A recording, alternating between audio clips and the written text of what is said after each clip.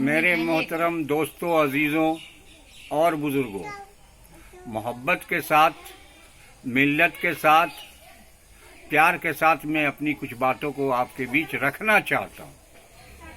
और वो बातें ये है कि मैं भारत सरकार एवं भारत सरकार के इलेक्शन कमीशन एवं आम वोटर जो हमारे भारतीय नागरिक हैं उनके बीच एक बातें लाना चाहता हूँ, एक बातें बताना चाहता हूँ।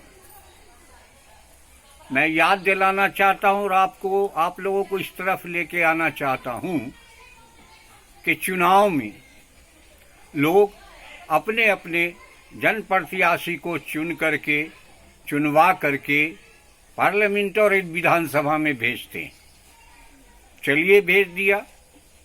अब मान लिया जाए थोड़े देर के लिए कि एक प्रत्याशी को 30,000 वोट मिलते हैं, दूसरे प्रत्याशी को 30,001 वोट मिलता है।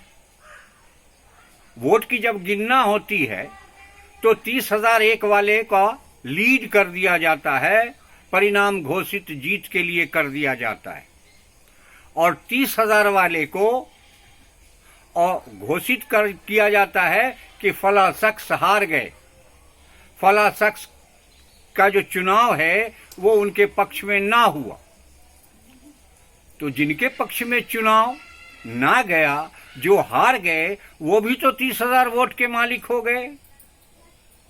अब देखा ये जाना चाहिए कि जो लोग 30,000 वोट लेके आए और विजय नहीं हुए, हार गए, वो 30,000 आम जनता की वोट जो उनको मिली वो सब का सब रद्द हो गया और 30,001 वाले का लीडिंग पॉइंट हुआ, वो जीत गए और वो सरकार बनाने के योग्य ठहराए गए।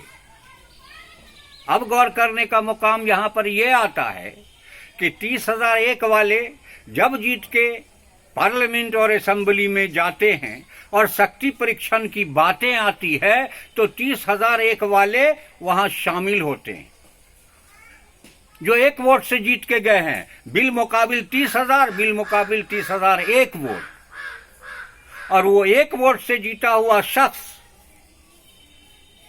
शक्ति परीक्षण में अपने विभिन्न एमएलओ के साथ जो जीत के गया है या विभिन्न एमपीओ के साथ जो जीत के गया है, शक्ति परीक्षण करते हैं और नतीजतन उनकी बहुमत आंकड़े के मुताबिक, सीट के आंकड़े के मुताबिक पूर्ति हो जाती है। तो राज्यसभा में राज्यपाल जो चेयरमैन है, राज्यपाल यानी कि गवर्नर घोषित कर देता है कि हाँ, आप बहुमत साबित कर चुके, आप सरकार बनाने के योग्य हैं, आप सरकार फॉर्म कीजिए, और उन्हें शपथ ग्रहण के लिए डेट देके आमंत्रित किया जाता है। और उनके समेत उनके दल के लोग जो हैं, जो अपना लीडर चुनते हैं, उन्हें मुख्यमंत्री के रूप में और विभिन्न लोगों को मंत्रियों के रूप में शपथ दिलवाई जाती है। यही सिस्टम तो पार्लियामेंट के चुनाव में भी होता है। अब आप ये देख पाएं कि पूरे भारत में जब चुनाव होती है तो जो चंद वोटों से जो हार जाता है और हजारों हजार वोट, लाखों वोट जो बगैर जीते हुए इंसान को मिला और पराजित इंसान को मिला, वो अपराजित इंसान के बिल मुकाबले चंद वोटों से हारता है। तो इतनी ढेर सारी वोटें रद्द हो जाती है। प्रजातंत्र का मेरे समझ से ये परिभाषा अच्छा सा नहीं लगता है। जनता ने वोट दी, और जब एक वोट की इतनी ताकत, कुव्वत, अहमियत है कि एक वोटों से सरकार बन जाती है, इस तरह से कि एक वोट वाला जब जीतता है तो वो एमएलए के लिए घोषित होता है, और वही एक वोट वाला आदमी जब शक्ति परीक्षण में खड़ा होता है तो वो एक वोट जो एमएलए के रूप में उस निर्धारित पार्टी को, जीत के आई हुई पार्टी को मिलता है एक एमएलए, तो उसका एक वोट सरकार बनाने के पक्ष में ला करके उसकी पार्टी को खड़ा कर देता है। गौर कीजिए, एक वोट की इतनी अहमियत है, इतनी जरूरत है, इतनी काबिलियत है कि सरकार बनाती और बिगाड़ देती है। और ऐसे ऐसे ऋषियों में आदमी के लाखों लाख वोट नहीं, पूरे भारतवर्ष के देशों में करोड़ों वोट रद्दी के टोकरी में पराजित कैंडिडेट का जो उसे मिला है, रद्दी के टोकरी में डाल दिया जाता है। ये प्रजातंत्र से, ये जमहूरियत से, ये जनतंत्र से, हमारी समझ से सही इंसाफ नहीं। इसलिए आया कि मैं कहना चाहता हूं भारत सरकार को, इलेक्शन कमीशन को, कि सीटें जो जितनी है मान लिया जाए विधानसभा में, जो बिहार का विधानसभा है 243 सीटें हैं, और जीता और हारा हुआ जो कैंडिडेट है और जो उन्हें वोट मिला है, प्रतिशत के हिसाब से जोड़ करके, और असेंबली के जो सीट हैं उसमें प्रतिशत के हिसाब से जोड़ करके उन तमाम पार्टियों के बीच सीटें वितरण कर दी जाए, सीटें आवंटन कर दी जाए कि जन स्वराज जी आपका इतना प्रतिशत वोट है तो आपको इतनी सीटें मिली। हाथ छाप वाले कांग्रेस भाई, आपका इतना वोट है तो प्रतिशत के हिसाब से विधानसभा बिहार में जो है आपको इतना सीट मिला। लालटेन वाले बाबू भाई, आपका जो वोट गिरा है उसके प्रतिशत के हिसाब से जो 243 सीटें हैं तो आपको इतनी सीटें आवंटित हुई। कवल छाप वाले भाजपा जो हैं, आपका वोट इतना मिला, आपको इतनी सीटें आवंटित हुई। नीतीश जी, जदयू वाले भाई, आपको इतना सीट मिला, उस मुताबिक आपको विधानसभा के 243 सीटों में से इतना सीट आवंटित किया गया। इस तरीके से करने के बाद एक भी भारतीय नागरिक का वोट रद्दी के टोकरी में नहीं जाएगा, नहीं जाएगा, नहीं जाएगा। तो क्या एक वोटों से पूरे बिहार की सरकार बन जाती है? एक वोटों से पूरे हिंदुस्तान का पार्लियामेंट गठित हो जाता है और सरकारें बन जाती है, और यहां लाखों नहीं करोड़ों के करोड़ वोट पराजय होने वाले आदमी का रद्दी के टोकरी में फेंक दिया जाता है। हमारी समझ से ऐसा नहीं होना चाहिए, क्योंकि वो आपके वोटर हैं, आपके नागरिक हैं, उसको जमहूरी हक है, और इतना बड़ा मैनिफेस्टेबल लाया है वो, इतनी बड़ी मोहब्बत लाया है वो, कि कोई लंदन से आता है, कोई अमेरिका से आता है, कोई पंजाब से आता है, कोई हरियाणा से आता है, कोई गुजरात से आता है। किस लिए? अपनी वोट को गिराने के लिए, अपने मत का अधिकार समझते हुए उसे इस्तेमाल करने के लिए, और उस गरीब की वोट को रद्द करके रद्दी के टोकरी में फेंक दिया जाता है। ऐसा नहीं होना चाहिए। इसलिए मेरा आपसे निवेदन है, इसलिए हमारा ये आपसे आवेदन है कि इन सवालों पर एक ऐसी सूझ भारत के अंदर इलेक्शन के सवाल पर, चुनाव के सवाल पर नियम बनना चाहिए कि दी गई वोट हर एक खासो आम आदमी का सरकार बनाने में, सीट के बंटवारे में एक समझदारी के साथ, सोशल अधिकार के साथ आवंटित होना चाहिए। मैथ के मुताबिक जितना सीट है, जितनी वोटें गिरी, उसको बांट दिया जाना चाहिए। ये हमारी समझ है, और इस समझ को लागू सिर्फ और सिर्फ भारत सरकार, सिर्फ और सिर्फ इलेक्शन कमीशन ही नियमाबद्ध तरीके से, नियमावली तरीके से, नियम और नैतिकता के तरीके से इसे प्रेजेंट करना होगा अपने देश के पटल पर, ताकि जमहूरी अधिकार के अंतर्गत, प्रजातांत्रिक अधिकार के अंतर्गत जो आदमी वोट दे उसे खुशी हो कि हमें इतनी सीट मिली, हमारे पार्टी को इतना सीट मिला, हमारे चुनाव चिन्ह पर जो हमने वोट डाली थी उसे भी विधानसभा में इतना हक और अधिकार मिला, उसे भी पार्लियामेंट में इतना हक और अधिकार मिला। देख क्या पाते हैं कि वोट जिसकी ज्यादा होती है उसे एक भी सीट नहीं मिलता, वो हार जाता है। जिसे कम से कम वोट मिलती है वो जीत करके असेंबली में जाता है, और इतना ही नहीं, अपने पक्ष की, अपने परामर्श के अनुसार, अपने पवित्रता के अनुसार, पुण्यता के अनुसार अपनी सरकार बना लेता है।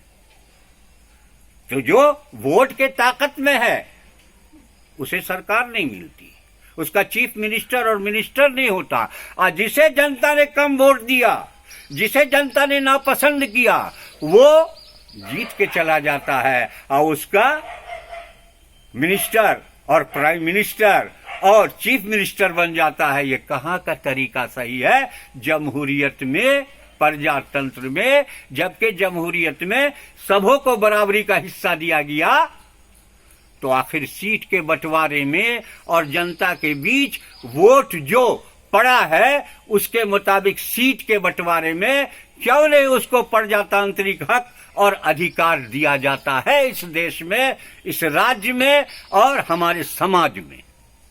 तो एक ऐसा नियम लाया जाए कि जिसकी जितनी वोट हो उसका उतना भागीदारी हो, पार्लियामेंट में भी और विधानसभा में भी।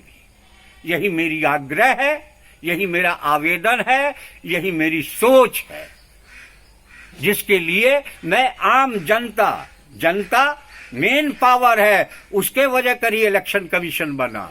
जनता मेन पावर है, उसके वजह कर ही सरकारें निर्माण में आती है। जनता अगर वोट ना दे तो ना इलेक्शन कमीशन की जरूरत है और ना सरकार बन पाएगी और ना सरकार की जरूरत है। और यहाँ पर जनता के ही वोट को दाएं और बाएं रद्दी के टोकरी में आगे और पीछे फेंक दिया जाता है, जैसा कि आपने इस चुनाव में देखा कि समस्तीपुर में भी और वो क्या बोलते हैं, वो जो वोटर का ये होता है वो प्रीपेड पाया गया, फेंका हुआ, जांच कमीशन बहाल हुई।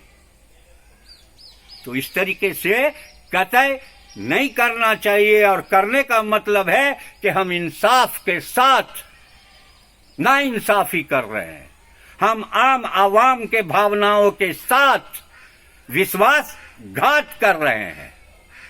हम ही जब विश्वासघात करेंगे, जो हमने कसम ली है, शपथ ली है कि अपने आम नागरिकों को जमहूरियत के तरीके से, प्रजातंत्र के तरीके से, डेमोक्रेसी के तरीके से, हक इंसाफ के सवाल पर सबको जो बराबर का अधिकार है वोट गिरने गिरवाने का, उन्हें उनके मकसद का, मतलब का और मोहब्बत का हल मिलेगा।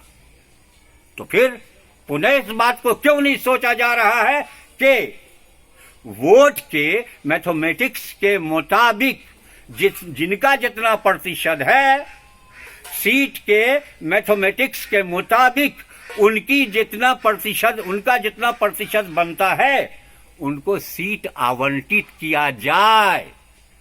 बेईमानी आम वोटरों के साथ ना हो, यही मेरी अपील है इलेक्शन कमीशन से तथा भारत सरकार से तथा देश के पढ़े लिखे, शिक्षित और बुद्धिजीवी नागरिकों से। यही मेरा कहना है। मैं अपनी बातों को खत्म करता हूं। मेरा ट्रेस डॉक्टर सोहराब, घर प्रखंड मंसूर चक, गांव मंसूर चक, वार्ड नंबर 11 है। अगर किसी साथी को कुछ बुरा लगा हो मेरी बातें, या उनके पल्ले ना पड़ा हो मेरी ये मुलाकातें, तो वो मुझे हमारे नंबर पर हमको कॉल दे के हमें मशवरा दे सकते हैं कि आया कि ये बातें आपकी सही नहीं है, आपको सुसंयम होकर के इस तरीके से बातें रखनी चाहिए। तो मैं अपने आप में सुधार करूंगा और मुआजरत के साथ अपनी बातों को समाप्त करता हूं और प्रतीक्षा करता हूं कि मेरे कितने हम ख्वाह, हम नेवाला, हम प्याला, हम जमात हमें तशरीह करते हुआ हमारे इस लेक्चर को, भाषण को और तकरीर को हमें कुछ मशवरा देंगे, दिलाएंगे और अच्छा से अच्छा हमें रास्ता दिखाएंगे, ताकि एक अच्छा नागरिक होने के नाते हम अच्छी समाज की संरक्षा रचना करने के सवाल पर आपके साथ मुलाकात, बात ताहयात करते रहे। सलाम अर्ज है।